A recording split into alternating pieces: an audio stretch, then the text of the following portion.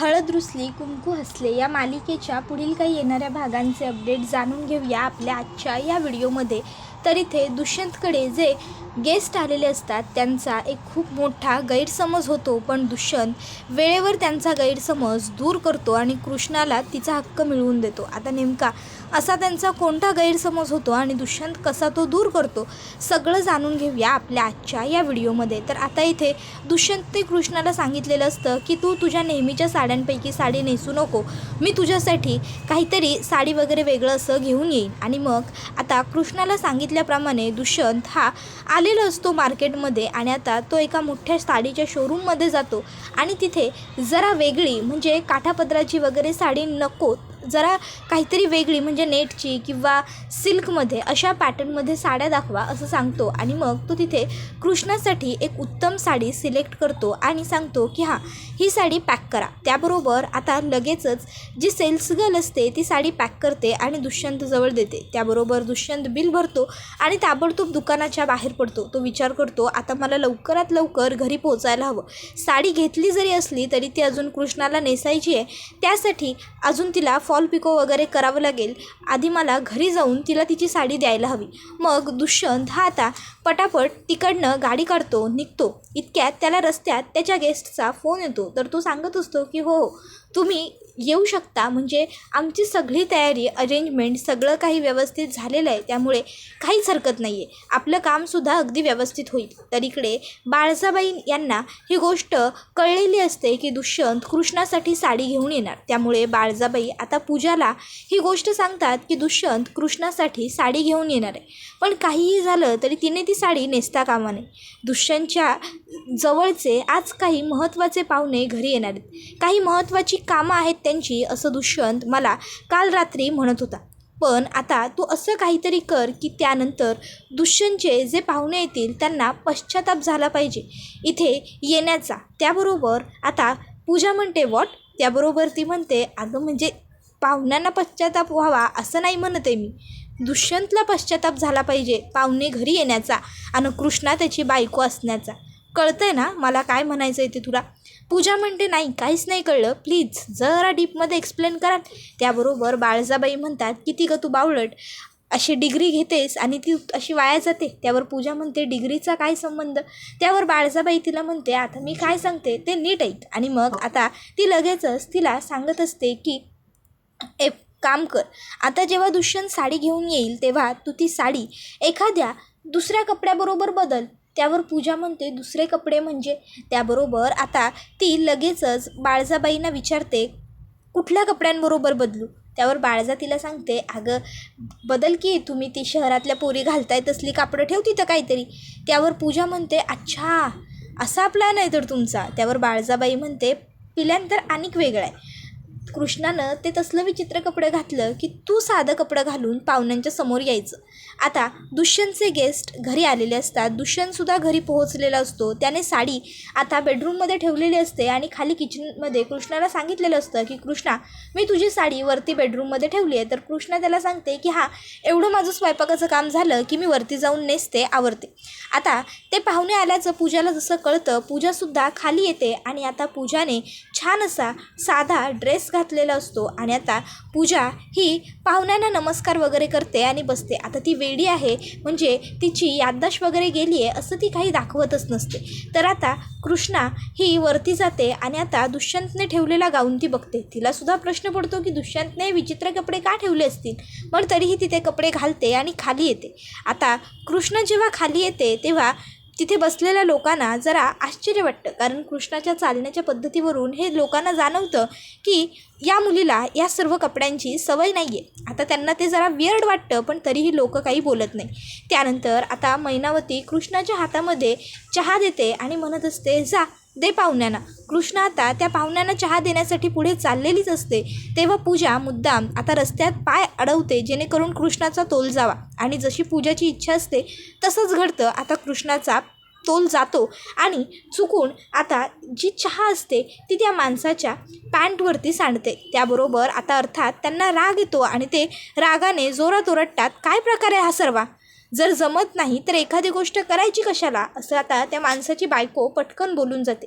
त्याबरोबर आता दुष्यंत हा लगेचच त्यांना म्हणत असतो, भाषा जरा व्यवस्थित बोला प्लीज. आणि मग आता तो कृष्णाजवळ येतो आणि कृष्णाच्या अंगावर त्याचा कोट टाकतो आणि मग त्या लोकांना तो सांगत असतो की जरा व्यवस्थित बोलाल. त्याबरोबर ती लोकं म्हणतात, कोण आहे ही विचित्र मुलगी. त्यावर दुष्यंत त्यांना सांगतो, आत्ताच म्हटलं मी तुम्हाला, नीट बोला भाषा, माझ्या बायकोबद्दल बोलताय एवढं विसरू नका. आणि तुम्ही आमच्याच घरात आलाय आणि माझ्याच बायकोचा अपमान करताय, हे मला आवडणार नाही. त्याबरोबर ती लोकं म्हणतात, ही तुमची बायको आहे. त्याबरोबर दुष्यंत म्हणतो, हो अर्थात.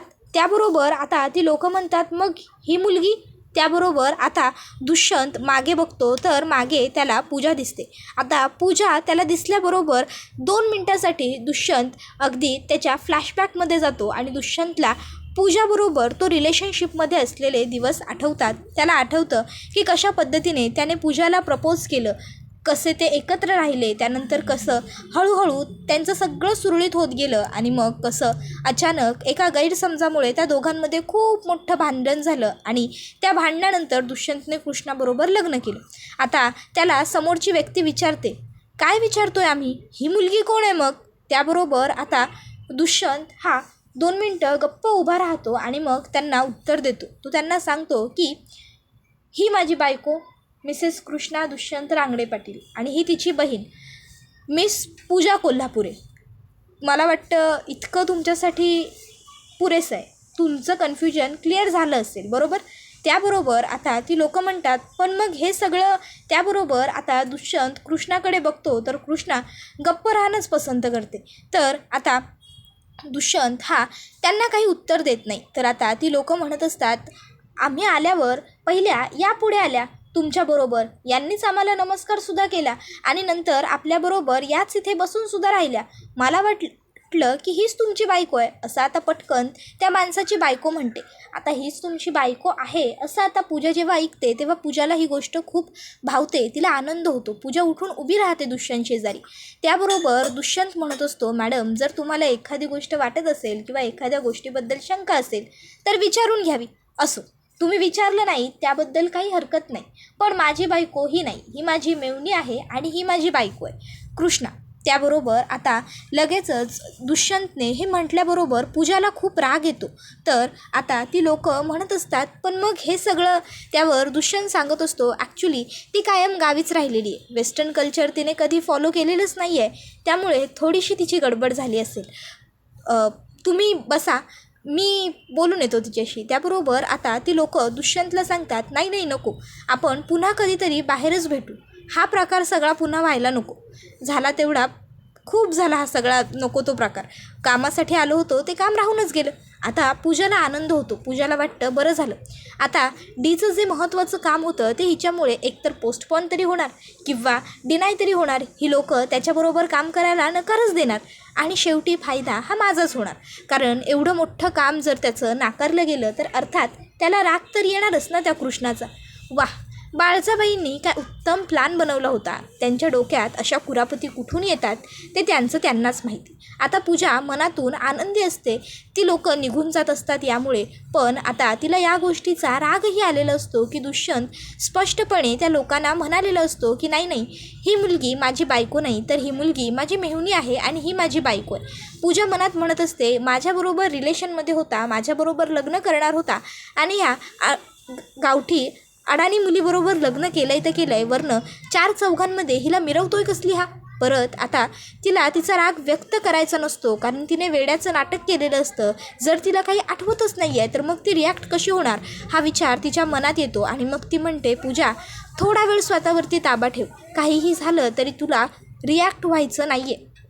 जर तू रिॲक्ट झालीस तर डीला डाऊट येईल आणि त्यामुळे सगळा प्रॉब्लेम होऊ शकतो. आणि म्हणाला बायको तरी काय फरक पडतो, थोड्या दिवसांचा थोड्या वेळाचा प्रश्न आहे हा सगळा.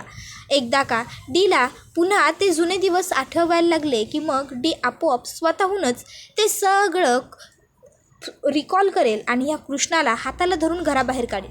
तसंही मला सकाळ सकाळ स्वप्न पडलंयच की माझं स्वप्न नक्की खरं होईल. असो, पण आत्ता मी शांत बसण्यातच माझा फायदा आहे एवढा विचार करून आता पूजा पुन्हा असं दाखवू लागते की जणू काही तिला कळतच नाही आहे तिकडे काय प्रकार घडतो. ती फक्त सगळ्यांची तोंडं बघत असते. त्याबरोबर आता ती लोक म्हणत असतात की नाही म्हणजे जर आपल्याला एखादी गोष्ट जमत नसेल तर ती नाही केली तरी चालते आणि मग ती लोक तिकडनं निघून जातात. आता इकडे दुष्यंतला कृष्णाचा खूप जास्त राग आलेला असतो कारण त्याला असा प्रश्न पडतो की जर मी तुझ्यासाठी साडी आणली होती तर तू साडीच नेसायची होतीस ना. हा नको त्या उपद्व्याप करून ठेवायला तुला कोणी सांगितलं होतं. जी गोष्ट आपल्याला जमत नाही ती गोष्ट करण्यात खरोखर खूप चांगली गोष्ट आहे, पण नको त्यावेळी आणि नको त्या ठिकाणी प्रयत्न करणं अत्यंत चुकीचं आणि वायफळ आहे. म्हणून मग आता दुष्यंत कृष्णाला ओरडत असतो. तो तिला म्हणत असतो तुला मी सकाळी सांगितलं होतं ना की जे पाहुणे आज घरी येणार आहेत ते खरोखर खूप महत्त्वाचे आहेत. त्यांच्याबरोबर माझं काम आहे. या घराचं भविष्य माझं भविष्य या एका कामावरती ठरणार आहे, या मीटिंगवरती ठरणार आहे. पण तरीसुद्धा तू अशी माती का खाल्लीस. मी जर सांगितलं होतं की मी तुझ्यासाठी कपडे आणेन ते कपडे घाल तर मग तरीसुद्धा तू हा असा नसता आगाऊपणा का केलास. तुला काय गरज होती वेस्टर्न कपडे फॉलो करण्याची, वेस्टर्न कल्चर ॲडॉप्ट करण्याची. जर नाही जमत आपल्याला तर नाही करायची एखादी गोष्ट. बघितलंस ना त्या मॅडम पण हेच म्हणाल्या ना. त्यावर मग कृष्णा म्हणत असते आओ माझ्यावर कसलं डाफरायला आहे तुम्ही. माझी काय चूक. उलट तुम्ही जी कापडं आणून दिल्यात तीच म्या गपगुमान घातली. जेव्हा म्या ती कापडं बघितली का नाही तेव्हा मला बी ह्योच प्रश्न पडला की ही असली कापडं तुम्ही माझ्यासाठी कशा पाय आणली. पण मग नंतर मला आठवलं तुम्हीच म्हणतायसा नवं तुमच्या त्या शहरात समधी विचित्रच माणसं राहतात. त्यावर दुष्यंत कृष्णाला म्हणतो विचित्र. त्यावर कृष्णा म्हणते हां म्हणजे तुमच्या लेखी चांगली माझ्या मती विचित्र. आता हे असली कापडं घालणारी ज्याच्यात धड अंग झाकलं बी जात नाही, धड अंग व्यवस्थित कवर बी होत नाही, मग त्याचा काय उपयोग त्या कापडांचा. या असली कापडं घालायची. त्याबरोबर दुष्यंत म्हणतो आलं होतं ना एवढं बेसिक लॉजिक. कळलं होतं ना की यामध्ये आपण कम्फर्टेबल नाही होत आहोत, आपल्याला नाही जमत आहे हे घालायला. मग घालायची गरज काय होती. आणि मुळात मी हे कपडे आणलेच नव्हते तुझ्यासाठी. मुळात मी हे खरेदीच केलं नव्हतं. मी साडी खरेदी केली होती, फक्त एक साडी. कळलं तुला. त्यावर कृष्णा म्हणते अहो पण मला साडी घावलीच नाही. त्याबरोबर मग दुष्यंत म्हणतो अरे असं कसं होईल साडी सापडली नाही म्हणून. त्यावेळी दुष्यंत आता ती पिशवी बघतो. पिशवी बघून दुष्यंतच्या लक्षात येतं की ही दुकानाची पिशवी आहे. कदाचित बिलिंग काउंटरवरती 2-3 लोक आम्ही उभे होतो एकत्र बिलिंगसाठी, त्यावेळी चुकून पिशव्या आदली बदली झाल्या असतील. कृष्णा म्हणत असते अहो दुष्यंत सरकार म्या कशापायी खोटं सांगू तुम्हासनी. खोटं सांगून मला काय घावणार आहे. आणि जे मला झेपत नाही ते म्या कधीच करायला जात नाही. म्या नेहमी तुम्हासनी म्हणतो का नाही मला ते तुमच्या शहरातल्या लोकांसारखं राहणं वागणं खोटं प्रेमानं हसणं बोलणं नाही आवडत, नाही जमत. आणि म्या ते कधी करायला बी जात नाही. म्या ही अशी आहे आणि म्या अशीच राहणार. म्या तुम्हासनी नेहमी म्हणतो का नाही. मग जर मला एखादी गोष्ट जमत नाही तर मग म्या ती कशापायी करायला जाईन. त्यावर मग दुष्यंत म्हणतो हो ठीक आहे इट्स ओके. कळलं मला काय गोंधळ झाला आहे तो. आय थिंक मे बी म्हणजे दुकानात गोंधळ झाला असेल, चेंज झालं असेल दुकानात काहीतरी, मी बघतो. आणि मग आता दुकानात दुष्यंत त्या कॉल करतो कारण त्या पिशवीवरती नंबर असतो आणि तो आता तिथे विचारतो की माझी पिशवी चुकून दुकानामध्येच तुमच्या राहिली आहे. आणि मग आता त्याला साडीचा रंग विचारतात. त्यावर दुष्यंत सांगतो की माझ्या साडीचा रंग म्हणजे मरून कलरमध्ये आहे आणि तिला गोल्डन वर्क आहे. त्याबरोबर आता लगेचच दुकानात जी सेल्स गर्ल असते ती त्याला सांगते की नाही सर इथे तुमची साडी राहिलेली नाही आहे. त्यावेळी मग दुष्यंतला प्रश्न पडतो की अरे जर साडी तिथे राहिलेली नाही आहे तर मग साडी अशी नक्की बदली तरी कुठे झाली. घरात हे असं कोणी विचित्र काम का करेल. आता दुष्यंतला प्रश्न पडतो की घरात साडी बदली झाली कशी, घरात हे सगळं कोणी केलं असेल. आता दुष्यंतला कळत नसतं. मग दुष्यंत कृष्णाकडे पुन्हा येतो आणि कृष्णाला सांगतो कृष्णा मी दुकानात कॉल करून विचारलं, दुकानात तर साडी आदली बदली झालेली नाही आहे. मी साडी घेतली होती आणि माझ्याबरोबर साडीच घरी आली होती. मग हे कोणी केलं. तुझ्या खोलीत गाऊन कुणी ठेवला तुला माहिती आहे का. त्याबरोबर कृष्णा म्हणते अहो जर माहिती असतं मला की हे तुम्ही आणलेली कापडं नाही तर मी घातली कशाला असती, काय विचारायला हे. त्यावर मग दुष्यंत विचार करतो अरे जर मी साडी आणली होती तर मग इथे गाऊन आला कसा.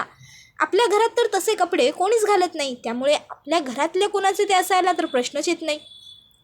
आता दुष्यंतला खरं तर त्या कपड्यांचा एवढा प्रश्न का पडलेला असतो, कारण त्या कपड्यांमुळेच त्याचं एवढं मोठं काम डिले झालेलं असतं, पुढे सरकलेलं असतं. कृष्णा म्हणते, अहो मला काही सुचना झालं आहे, कुणी केलं असेल. त्यावर दुष्यंतसुद्धा आता विचार करत असतो, त्यालासुद्धा सुचत नसतं, कळत नसतं. आता दुष्यंत म्हणतो, जाऊ दे सोड, फार विचार तू करू नकोस, टेन्शन घेऊ नकोस.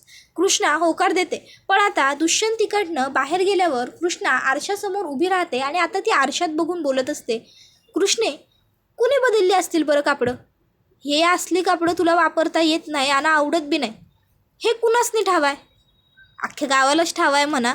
आता म्या कधी फुल कपड्याशिवाय कापडं वापरलीच नाही. म्हणजे ह्यो समजा गोंधळ बाळजाबाईंनी तर हे समजा मुद्दाम केलं नसेल ना व, कारण त्यासनी ठावं होतं आज दुष्यंत सरकारांची महत्त्वाची पाहुणी घरला येणार आहेत आणि त्यासनी मला उगाच लोकांसमोर नावं ठेवण्याची संधी हवीच असते. आणि जेव्हा ती लोक माझ्याकडं बघत होती किंवा मला काहीतरी विचित्र उलटंपालटं बोलत होती, तेव्हा मात्र त्यासने अजिबात काही म्हणजे त्रास झालेला मला जाणवला नाही किंवा त्यांच्या चेहऱ्यावरती म्या जेव्हा खाली उतरून गेलो जिन्यावरनं तेव्हा कुठलं बी प्रश्नचिन्ह बी आढळलं नाही. ह्याचा अर्थ बाळजाबाईसनी कसलं बी आश्चर्य वाटलं नव्हतं. म्हणजे हे समजा त्यासनी पहिल्यापासून ठाव होतं म्हणजे हे समजा त्यांनीच केलेलं असणार. आता घरात कोण दुसरी पोरगी किंवा बाई माणूस नाही म्हणजे हे असली कपडं घरात येण्याचा प्रश्नच नाही. मैनावती काकू तर आज दिवसभर बाहेर गेलाच नाही. मग उरल्या फक्त बाळजाबाई आणि बाळजाबाईंच्या शब्दावर कोण बी कुठनं बी त्यासनी कापडं आणून देईल म्हणजे हे समजा त्यांनीच केलेलं असणार. लाज कशी वाटत नाही ह्या बाईला मला कळत नाही. स्वतःच्याच लेकाचं एवढं चांगलं महत्त्वाचं काम होतं आणि त्याच कामाची एवढी बाईनं माती केली. पण आता माझे हात दगडाखाली आहेत, बांधले गेलेत. मी दुष्यंत सरकारसनी हे समजा सांगू बी शकत नाही, कारण जरी मी जाऊन त्यासनी खरं सांगितलं तरी त्यांचा माझ्यावर विश्वास बसणार नाही. कारण आईच्या पिरमानं त्यांचं डोळं झाकलं गेलं आहेत. झाकलं कसलं, झापडं लावली आहेत त्यांच्या डोळ्यावर त्यांच्या आईच्या प्रेमाची. त्यामुळं त्यासनी काय मी किती बेघसा फोडून टाहो करून जरी सांगितलं का नाही बाळजाबाईंनी हे समजा घडवून आणलं आहे तरी ते काय माझ्यावर विश्वास ठेवत नसतात. पण बाळजाबाई जर ह्या येळी तुम्ही हे समजा घडवून आणला असाल का नाही तर याद राखा, आता ही कृष्णा तुम्हासने सोडणार नाही. 4 चौघात माझा अपमान झाला तो झालाच, वरनं माझ्यामध्ये आणि माझ्या नवऱ्यामध्ये बी भांडण लावून दिलं होय. नाही आता बघाच म्या काय करतो ते. नाही जर तुम्हासनी जन्माची अद्दल घडवली की नाही तर माझं बी नाव कृष्णी नाही. आता पावतर तुम्हासनी म्या लय मान दिला, तुमचा आदर सत्कार केला, अगदी तुमचा सबूत हातावर झेलला, पदरात झेलला, तुम्ही बोललेली प्रत्येक गोष्ट पुरी केली. पर आता बघाल तुम्ही ह्या कृष्णीचं दुसरं रूप. आता म्या तुम्हासनी कशी जन्माची अद्दल घडवतो का नाही ते बघतच बसाल. स्वप्नात बी तुम्हासनी मॅच दिसतो का नाही त्यानंतर ते बघतच राहा फक्त. त्याबरोबर आता हा व्हिडिओ इथेच संपतो. व्हिडिओ आवडला असेल तर व्हिडिओला लाईक करा, चॅनलवर नवीन असाल तर चॅनलला सबस्क्राईब करा आणि बेल आयकॉन आठवणीने प्रेस करा, जेणेकरून तुम्हाला पुढच्या प्रत्येक व्हिडिओचं नोटिफिकेशन मिळत जाईल आणि सर्व व्हिडिओंचा आनंद घेता येईल. पुढचा व्हिडिओ येईपर्यंत या व्हिडिओचा आनंद घेत राहा. हळद रुसली कुंकू असले ही मालिका तुम्हाला कशी वाटते हे आम्हाला कमेंटमध्ये नक्की सांगा. धन्यवाद.